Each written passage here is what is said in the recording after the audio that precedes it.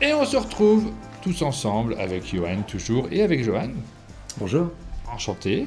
Pas du tout, je sais pas pourquoi je dis enchanté. Ravi de t'accueillir, c'est ça, c'était ça la bonne phrase. Ravi de t'accueillir pour parler. Alors c'est Johan des brigades du jeu. De la brigade du jeu. La brigade. L'immense brigade de 1. Une grande brigade. T'es tout seul? Et oui, seul, ouais, du coup. Alors, pendant 7 semaines, non, je suis accompagné par Meeple Service, donc du coup Benoît qui m'accompagne et qui m'aide à animer cette salle, mais sinon, en temps normal, oui, je travaille seul, du coup. Absolument. Alors, on se connaît un petit peu parce que tu es un régulier du lieu. Ça va faire 11 ans, 12 ans, je crois, que je viens ici, ouais. À Valménière, on s'est croisés quand on venait en vacances ensemble sans avoir spécialement d'objectif particulier, notamment de faire des Twitch. On ne cherchait pas à faire ça à l'époque.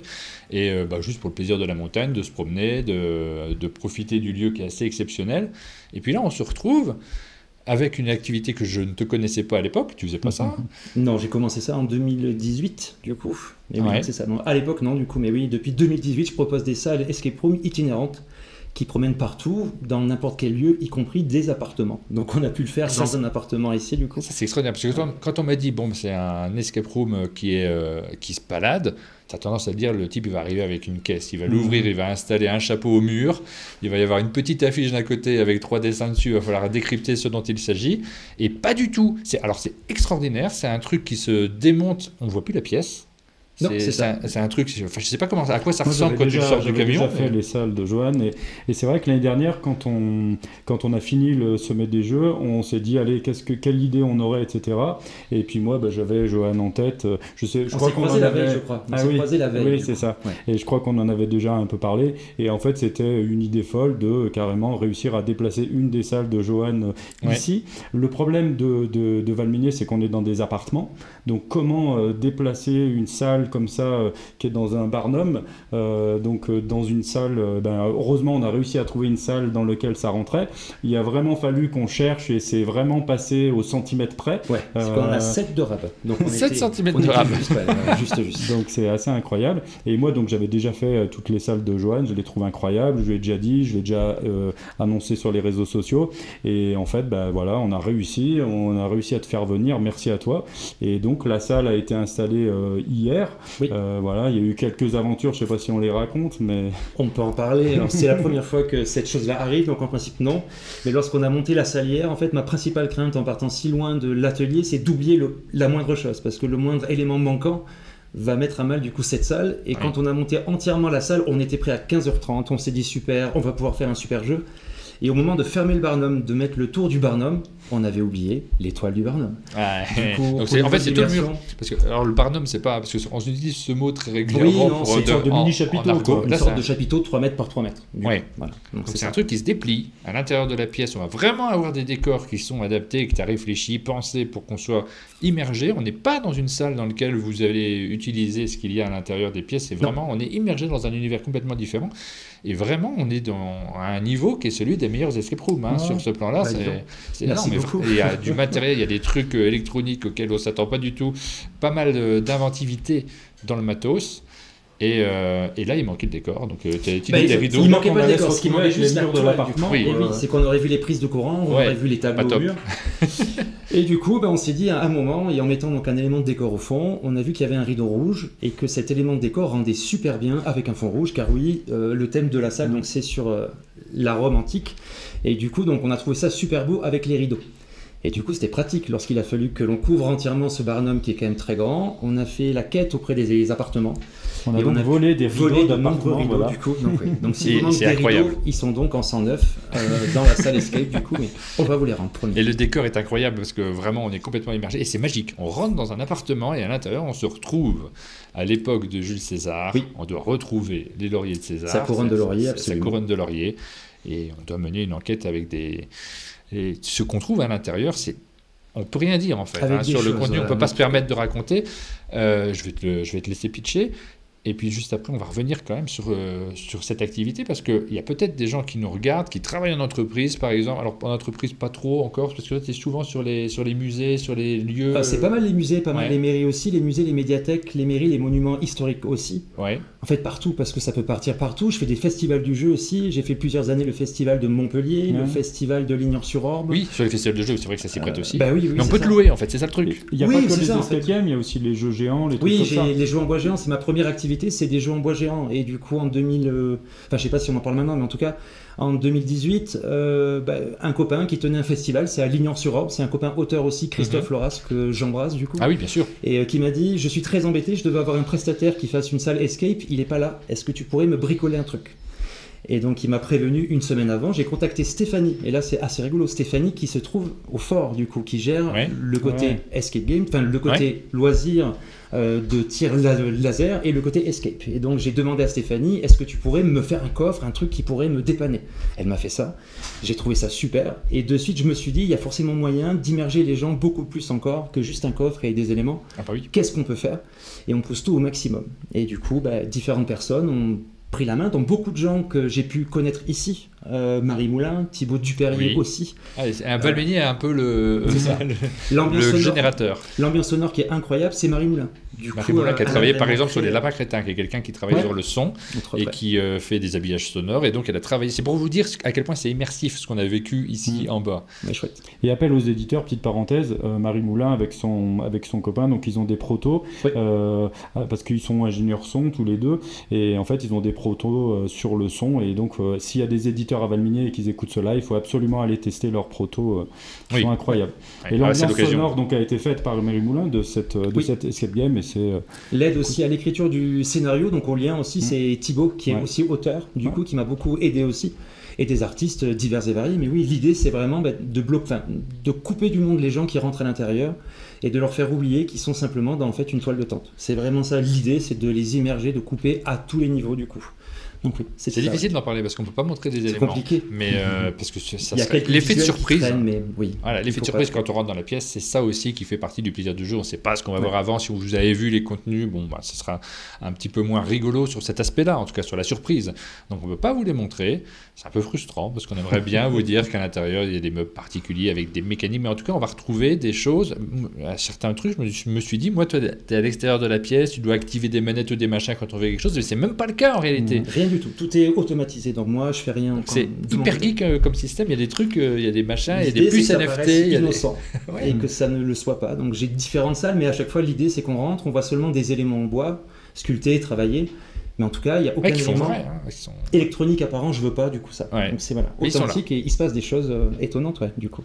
Ah, mais c'est le but. Essayer de surprendre à chaque fois, ce qui est vraiment dur maintenant, parce qu'il y a beaucoup de salles escape, et à chaque fois c'est se creuser la tête en se disant qu'est-ce que je n'ai jamais vu, qu'est-ce que moi j'aurais voulu trouver, et qu'est-ce qu'on peut mettre en place dans un lieu aussi réduit, parce que c'est extrêmement compact. Et du coup, c'est qu'on doit vraiment se servir de tout. Bon, c'est ça. On vous a teasé. Alors après, pour pouvoir jouer aux escapes, alors est-ce qu'il y a un endroit où on peut le retrouver plus particulièrement, ou ça sera vraiment selon la saison, selon la commande ? Ça va beaucoup tourner dans le sud, du côté de Nîmes, pour le festival Ludim. Ça, c'est au mois de novembre. Je sais qu'il y aura la salle romaine qui va être installée, donc la même que celle-là.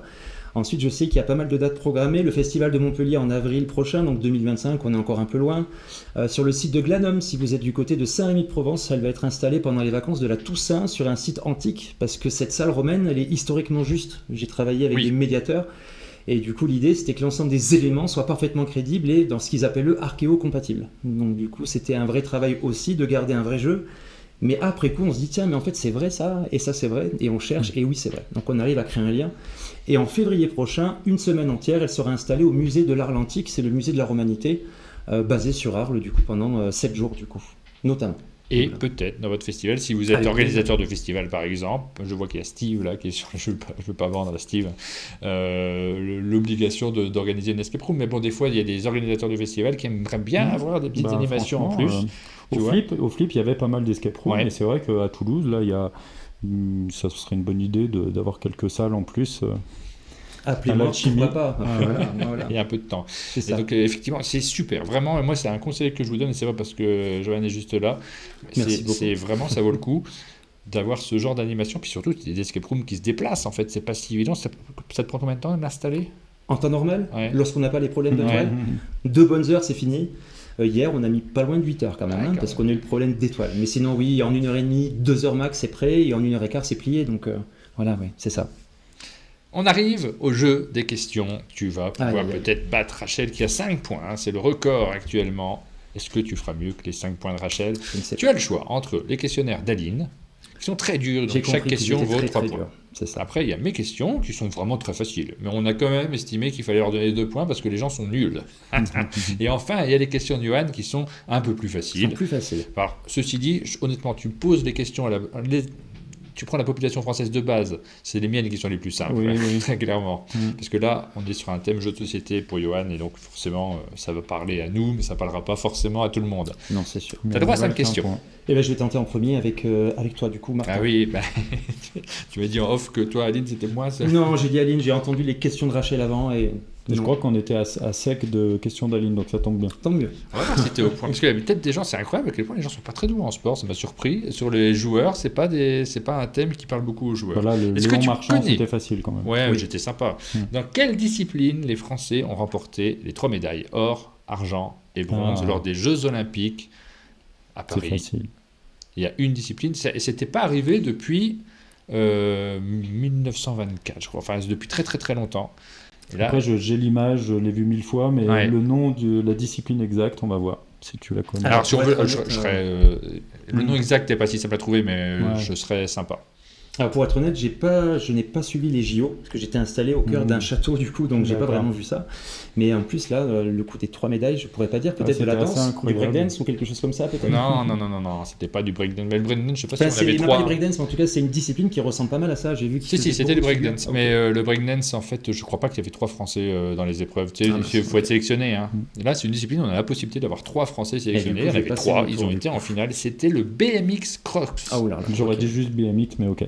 Mais c'est assez incroyable. Les 3 Français sont arrivés devant. BMX Racing, pardon, j'ai dit cross n'importe quoi. Racing. En fait, ils se lancent en même temps et il faut se sélectionner en étant dans les premiers. C'est très impressionnant comme épreuve. Ça ressemble un petit peu à ce qu'ils font en snow, tu sais, en snowboard où tu as des épreuves où ils se lancent en même temps. C'est super impressionnant, très rigolo à regarder. Et voilà, 3 médailles d'argent, de bronze et d'or sur la même épreuve. Dommage, du coup. Dommage, pas de points sur cette question. Deuxième question.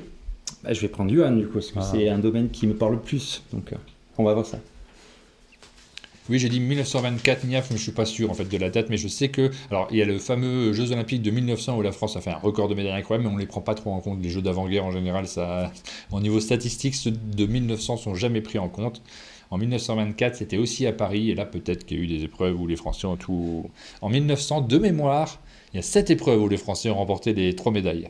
Mais il y avait beaucoup moins de nations, ça se passait en France, il y avait... Bon, alors, moi, c'est le thème jeu de société. Oui, très bien. Je vais te demander la date de sortie d'un jeu. Et je vais être un peu gentil parce que mes questions ne valent qu'un point. Tu as le droit à un plus 1 moins 1. Ok. Ah oui, c'est plus 1 moins 1. Avant, c'était pas plus, oui, mais parce que c'était plus vieux, là, c'est un peu plus marche. récent. Donc, déjà, ça te donne un indice. Mais quelle est la date de sortie du jeu Agricola? Alors, autant Puerto Rico, avant, j'avais la réponse. Et Agricola, je suis un peu embêté. Je sais pas si c'est avant ou après. C'est 1 an près, t'as dit? Ouais, mais plus 1 moins 1. Tu viens de dire que c'était plus récent. Oui, c'est plus récent, du coup, c'est bien, merci. Et je sais pas, je dirais... C'est quand même pas récent. Moi, j'ai commencé à jouer il y a à peu près une quinzaine d'années. Et je crois que le jeu était sorti déjà. Donc je dirais 2007. Waouh, c'est ça? C'est exactement ça. J'aurais dit 2006. Donc ça bravo. aussi. 4 points, du coup. Non, 1. Il te reste 3 questions pour essayer d'égaler Rachel. Elle a 5 points. Oui, à 5, moi, c'est compliqué. Je vais reprendre une question sport. Une question sport. C'est pas dit, c'est une question de Martin, c'est pas forcément une question sport. On va regarder ça sport, c'est mieux. Tout de suite. Quelle est la particularité du décathlon féminin? Qu'est-ce qui s'est passé sur le décathlon féminin aux Jeux Olympiques d'été de Paris 2024? J'ai pas regardé. Ah bah non, mais le décathlon féminin quand même, c'est une évidence. Les gens qui suivent un petit peu le sport doivent savoir. D'ailleurs, c'était la même particularité aux Jeux Olympiques précédents. D'accord, c'était pareil avant. Il y a une même particularité sur les Jeux Olympiques. Ça fait plusieurs fois que ça se produit. En fait, même, je crois que c'était la même particularité sur tous les Jeux Olympiques. Je ne sais pas. Et vraiment, je ne vois vraiment pas. C'est fou, ça, quand même. Ah oui, désolé. Une question aussi simple, je suis un peu déçu, quand même.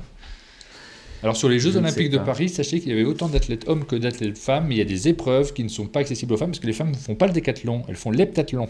D'accord. Elles font 7 épreuves, elles n'en font pas 10. Le décathlon n'est pas un sport olympique chez les femmes. Je ne sais pas si les gens l'avaient. C'est pas l'heptathlon du détournement. Oui, exactement.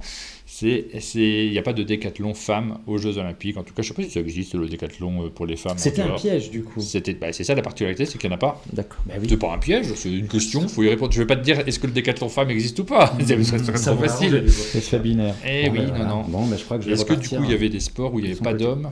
Ça, je ne sais pas, je n'ai pas vérifié. Et du coup, je vais repartir du côté de Johan, je crois. Ah oui, pour être à 2 points. Histoire de monter au moins à 2 points.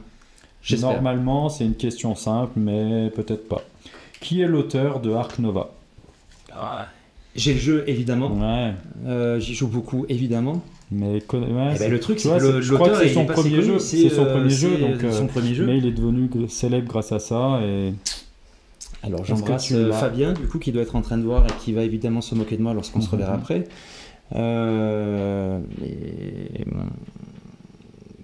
C'est pas Marcus son prénom? C'est pas ça? En fait, j'essaye de voir la boîte chez moi et d'essayer de lire le nom qui est marqué au sommet de la boîte, il me semble, au-dessus de... non, c'est Marcus quelque chose qui finit par Henning ou quelque chose comme ça, mais c'est pas lui, je pense. Non, c'est Je pas l'ai ça. pas, moi. Bah, je l'ai pas du tout. Hein. c'est Mathias, je sais pas comment on dit, Vigue, W-I-G-G-E. d'accord. Ah oui, c'est Mathias Vigue, Vigue. du coup. Ouais. Bah non, bah voilà. Donc un point. Les gens n'avaient pas non plus, hein, tu vois.